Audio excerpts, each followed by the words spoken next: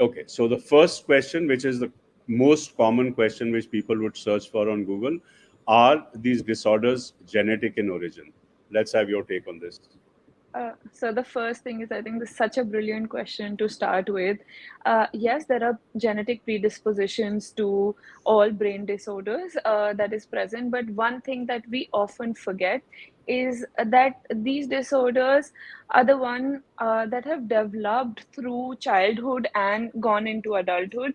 And for example, if I have a parent who's been clinically depressed, let's say, or who's been persistently depressed, then the home environment, the learning environment is something that is going to be reflective of that disorder itself.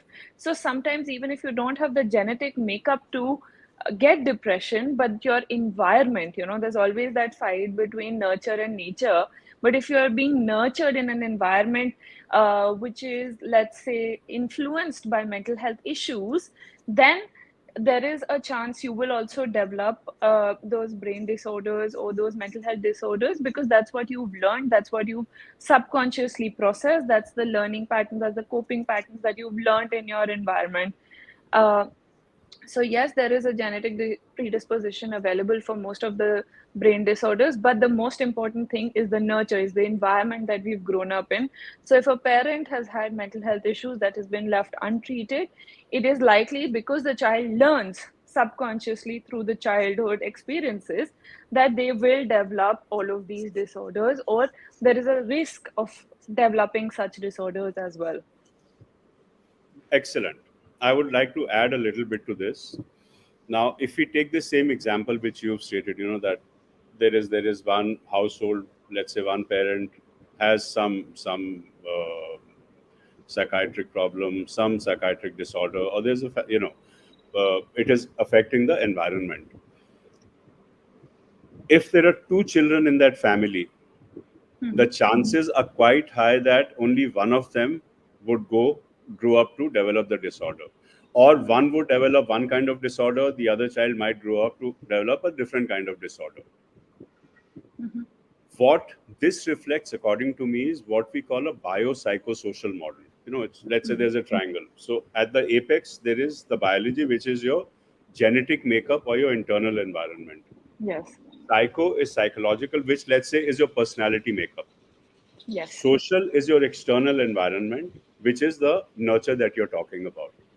Yes. Essentially, I would say that all these disorders are an interplay between your bio, psycho, and social components. Okay. And in the absence of the bio, that means in the absence of the genetic vulnerability, you will probably not end up developing that particular disorder.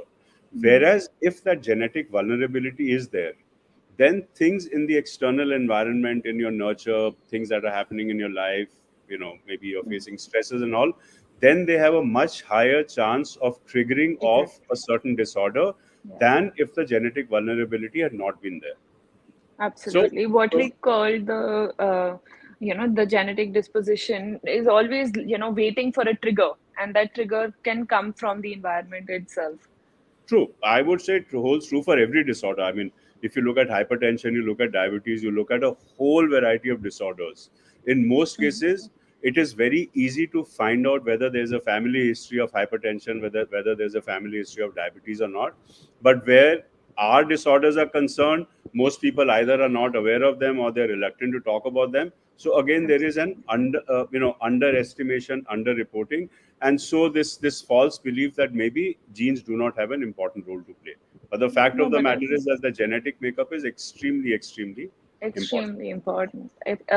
That's what, if I have a minute, I would like to add on that when you say that two children in a house but will not get the same disorder, it's also because their genetic makeup in the same environment, their nature is obviously different, but the nurture is also different for two children. For example, when the first child was born, the parents, it was the first child, it was just a one child household. But the second child was born, there was a two child household. So again, the bio changes obviously because of the genetic factors at play, but also the socio and the psychology keeps changing.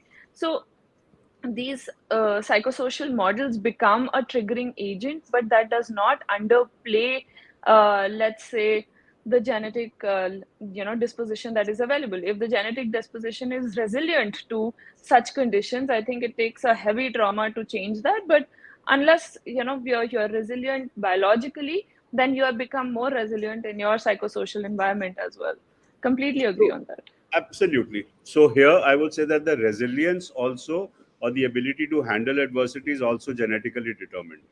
Absolutely, It is the absolutely, genes which will determine how resilient you are to different changes in your circumstances. absolutely. Right?